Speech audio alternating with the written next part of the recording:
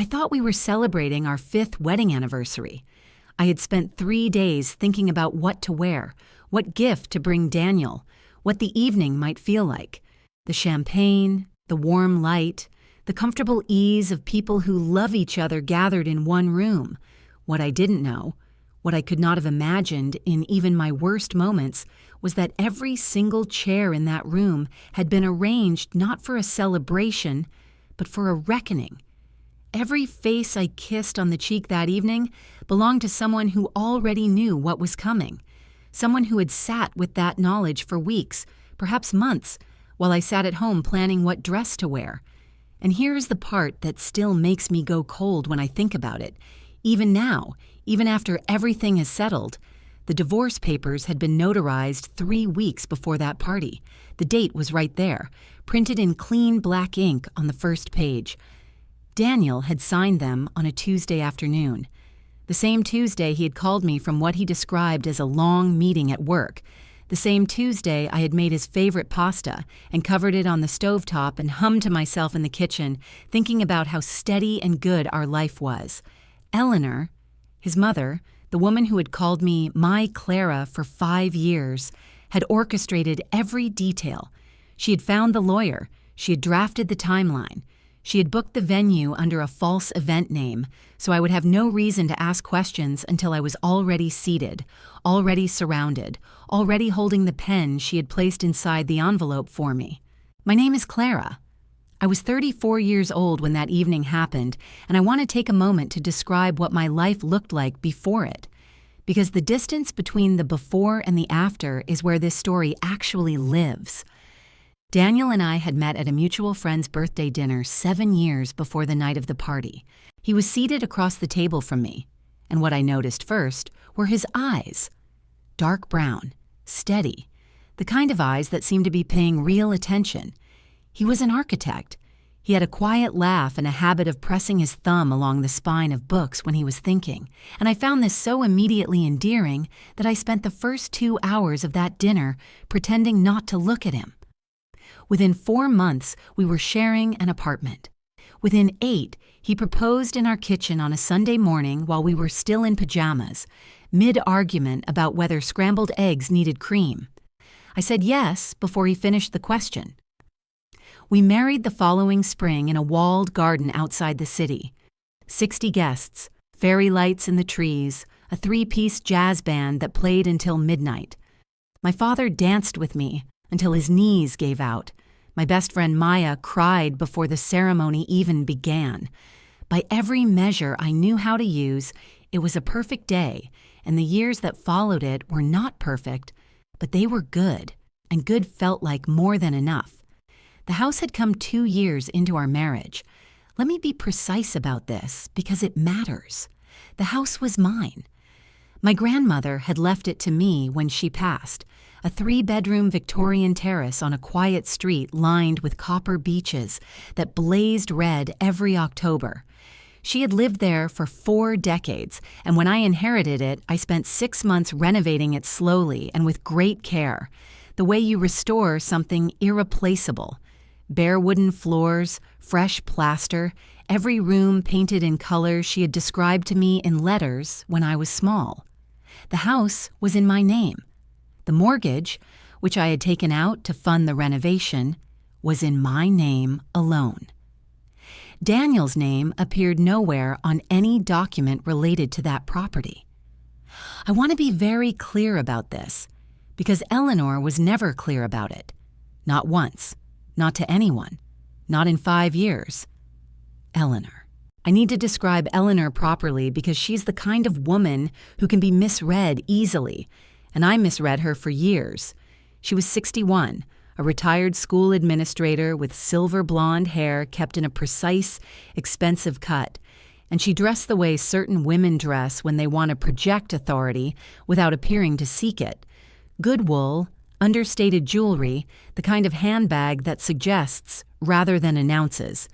She had been widowed when Daniel was a teenager and had raised him alone through those difficult years, a fact she referenced so frequently and so deliberately that it had long since ceased to be personal history and become instead a standing argument. She deployed it the way some people deploy religion, not to illuminate anything, but to justify whatever she had already decided to do. In the early years, I had liked her, or at least I had believed that I liked her, which amounts to the same thing until it suddenly doesn't. She was sharp, well-read, capable of real warmth in measured doses, and she had welcomed me at first with what seemed like genuine affection. She brought me flowers when I had the flu. She told me once, on my back porch, that Daniel had never seemed so settled, and she looked at me with something I read as gratitude. It took me far longer than it should have to understand that Eleanor did not experience gratitude. What she experienced was strategy, and what I had read as warmth was reconnaissance. The first signs arrived so gradually that I absorbed them without identifying them as signs at all. About a year after Daniel and I moved into the house, Eleanor began visiting more often. Every second Sunday became every Sunday, which became weekday evenings as well, arriving at the door with a casserole or a cake, letting herself in with a key Daniel had given her without mentioning it to me first. I did not make an issue of the key. It seemed petty to object. She was his mother. I said these things to myself and continued with whatever I was doing, the way you continue doing something when the alternative is too large to immediately contemplate. But she had begun to ask questions. Not invasive ones on the surface. She was too careful for that. But a consistent pattern emerged over months, a persistent return to certain subjects. She asked about the mortgage, framed as casual curiosity. She asked about my salary in the same easy, conversational way.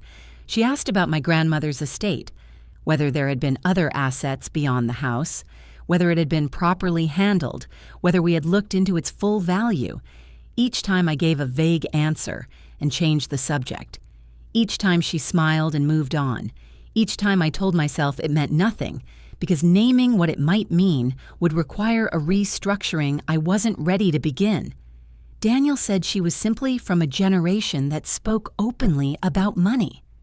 I almost believed him, because I wanted to believe him, and wanting to believe him had become a deeply ingrained habit. The second pattern was subtler and took me longer to name. Eleanor had begun working on Daniel separately. I felt it before I could see it, the way you sense a change in temperature before you register the weather.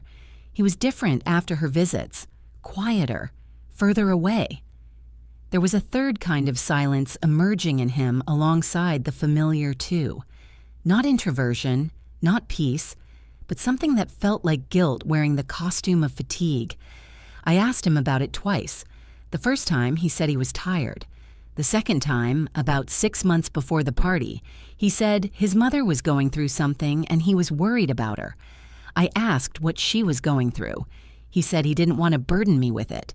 I said I was his wife, and that burdening me was the entire arrangement. He almost smiled, and then something moved across his face that I couldn't read, and he kissed my forehead and went to make tea, and we never finished that conversation. 3 months before the party, Eleanor and Daniel had a conversation in my living room that they assumed I couldn't hear. I was in the kitchen, slicing tomatoes. There's an acoustic trick in Victorian terraces, something to do with the plasterwork and ceiling height, that carries sound along unexpected paths. I had discovered it early in our time in the house and mostly forgotten it. That afternoon I remembered it. I put down my knife. "Clara won't agree," Eleanor was saying. Her voice was low and deliberate and certain. "You know she won't." Daniel muffled, "Mum, this isn't the right time." "There is never a right time with her. That's what I'm telling you. She'll dig in and you know it." Silence. The soft creak of the sofa settling. "I just need more time to think." "Daniel." Her voice dropped sharper, the way a blade drops when it finds its angle. "I've spoken to someone. It doesn't have to be difficult. It just needs to be done before she realizes what's happening."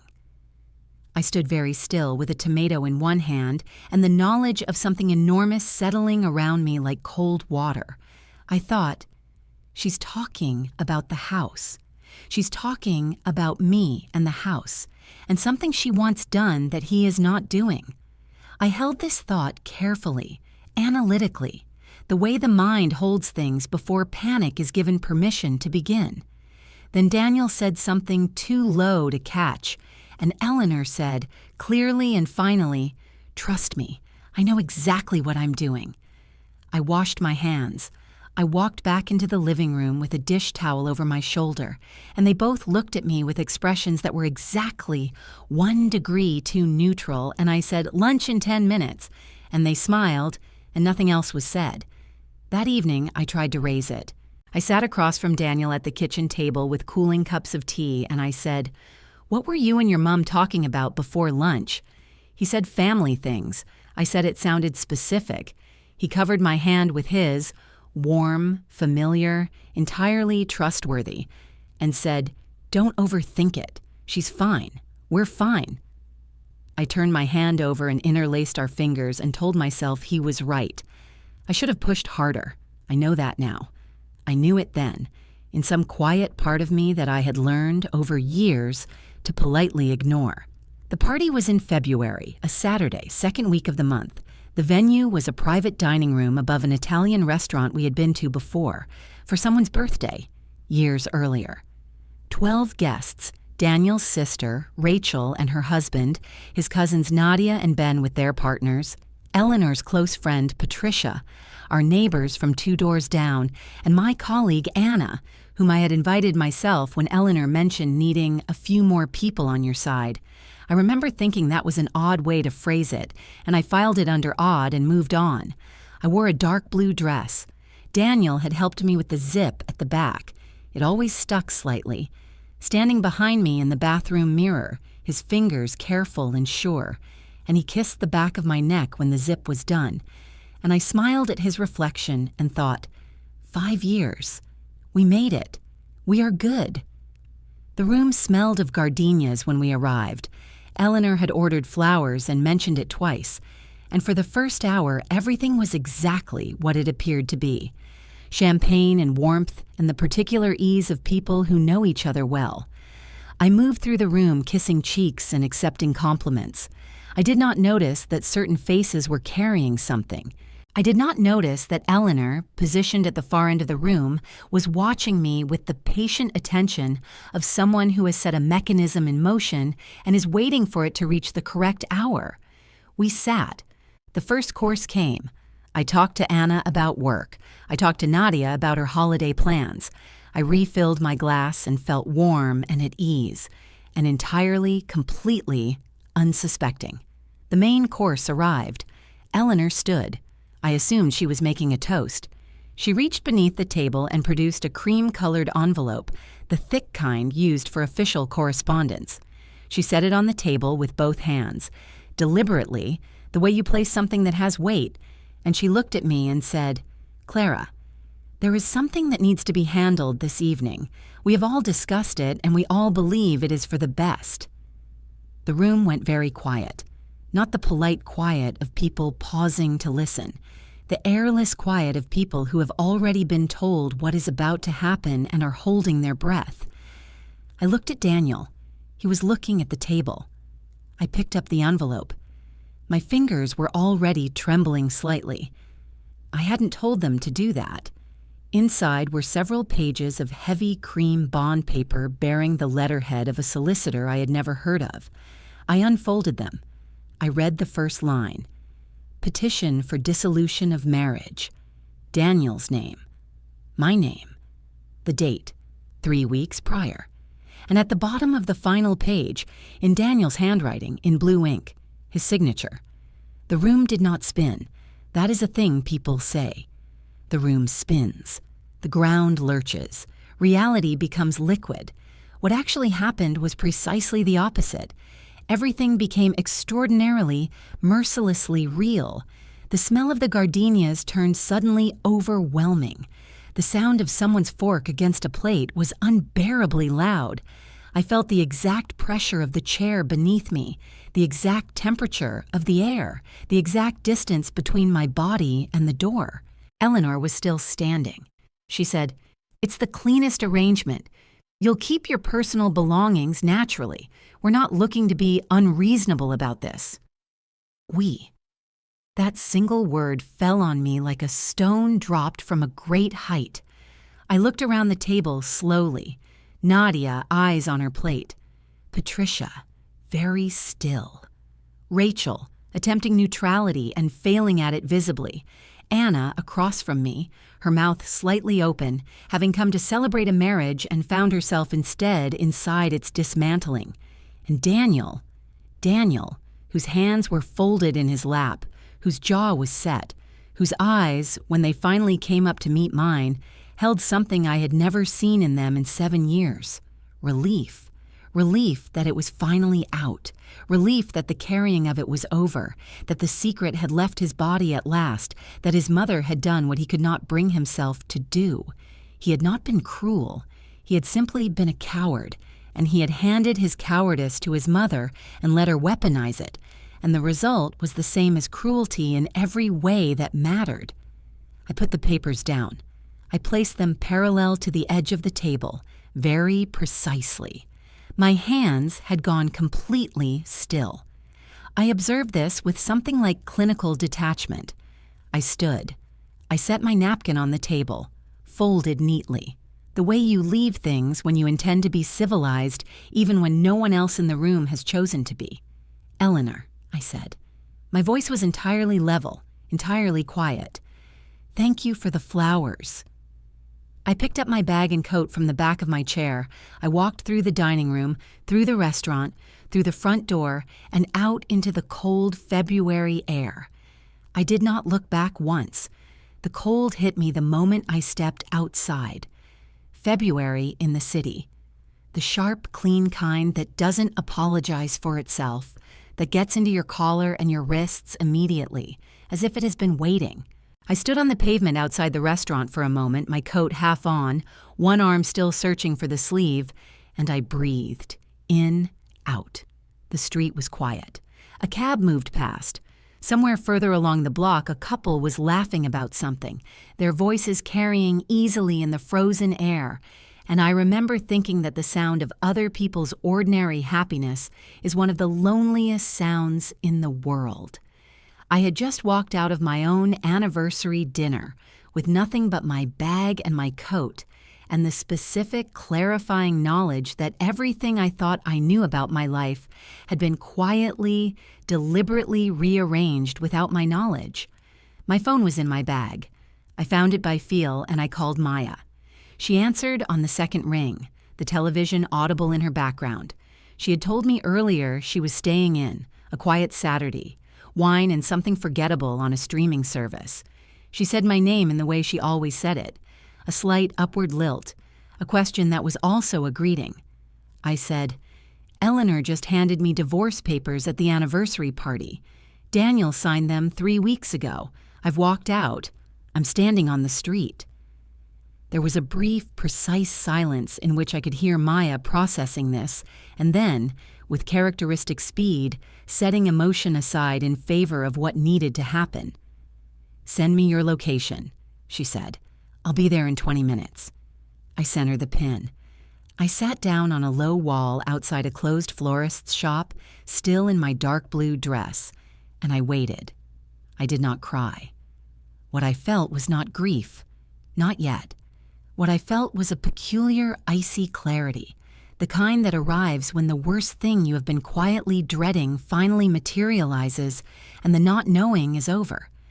There was almost a relief in it. Now there was only the knowing, and the knowing, however terrible, was something I could work with. Maya arrived in 19 minutes. She sat down on the wall beside me without ceremony, and I told her everything.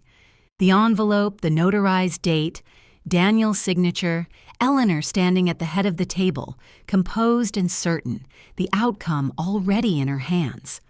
Maya listened without interrupting. When I finished, she was quiet for a moment, and then she said in a very measured voice, "The house is in your name." Yes, solely. Never jointly held, never jointly mortgaged. Never. Good, she said.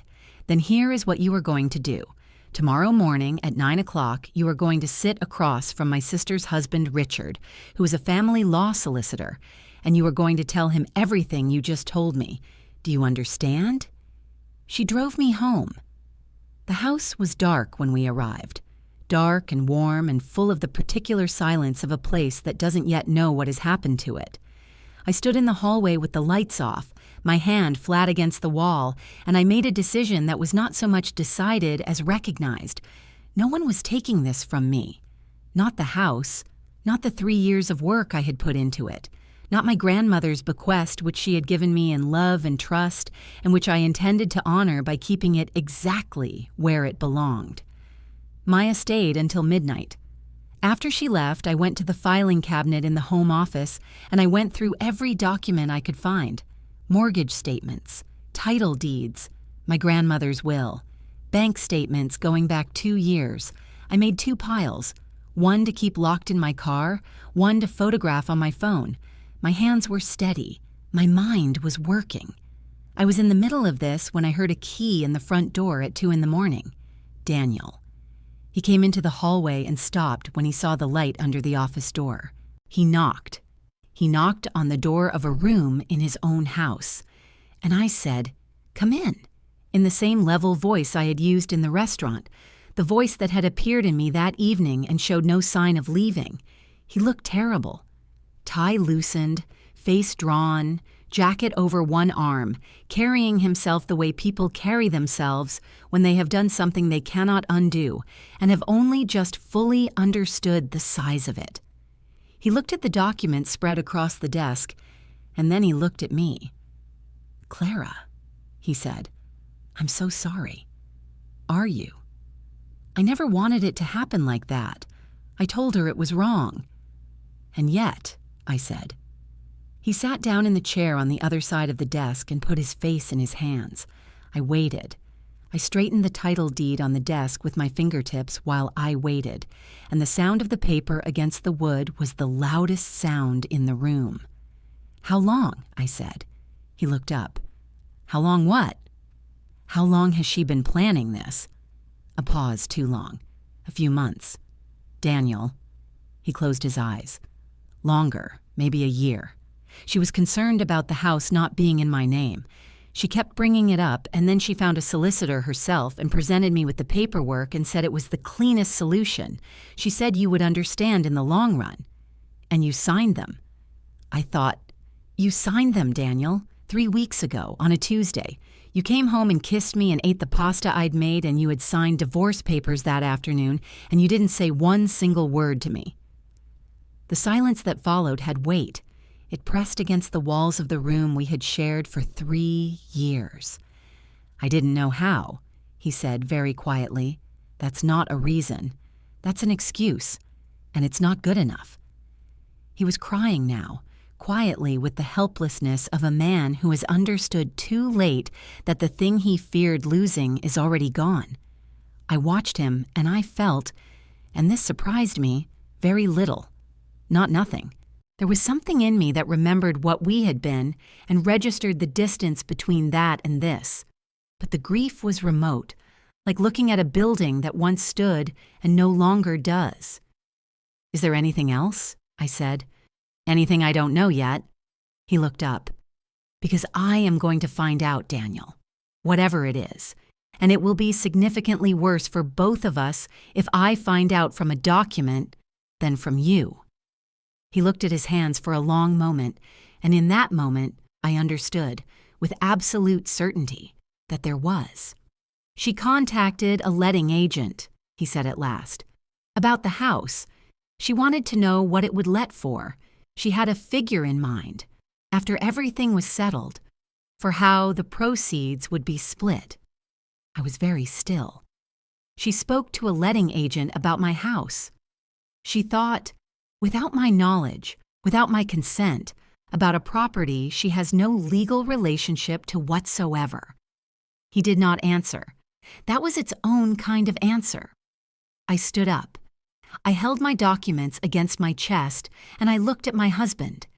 This man I had married in a garden with fairy lights, who had proposed in pajamas, whose eyes I had once described to Maya as the most honest I had ever seen. And I said, "I need you to stay somewhere else tonight. You can call your mother." He packed a bag while I stood in the kitchen with a glass of water I didn't drink. I heard every sound he made. The wardrobe, the zip of a hold-all, the bathroom cabinet, his shoes on the stairs. The front door closed. I watched his taillights until they disappeared around the corner of the street. Then I locked the filing cabinet, put the key in my pocket, and went to bed. The night after Daniel left, the house felt different than it had ever felt. Not frightening. Not diminished. Simply very, very quiet in a way that required some getting used to, the way you get used to silence after a long period of noise. At first jarring, then neutral, then eventually something almost like relief. I made tea I didn't drink. I sat at the kitchen table for a long time in the dark, with only the small light above the cooker on, and I thought about all the small moments I had dismissed over the past year, the questions about the mortgage, the overheard conversation in October, the way Daniel's eyes slid sideways when he said his mother was fine. I had known. Some part of me, the quiet, methodical part that lived beneath the part that wanted everything to be all right, had known for months. I had simply refused to give it permission to be right. I thought about Eleanor standing at that table, her hand already on the outcome of a night she had spent months constructing. I thought about the pen in the envelope. And then I thought something that surprised me. She had made a serious mistake. Not the moral mistake. That was obvious and enormous, and had consequences I was only beginning to understand. The strategic mistake. She had done this publicly, at a table full of witnesses, with a document bearing her solicitor's letterhead, and she had done it to a woman whose name was the only name on the title deed of a house that could not be touched. She had played her cards face up at a table she thought she owned, and she had played them too soon. At 9 on Sunday morning, I sat across from Richard at Maya's kitchen table.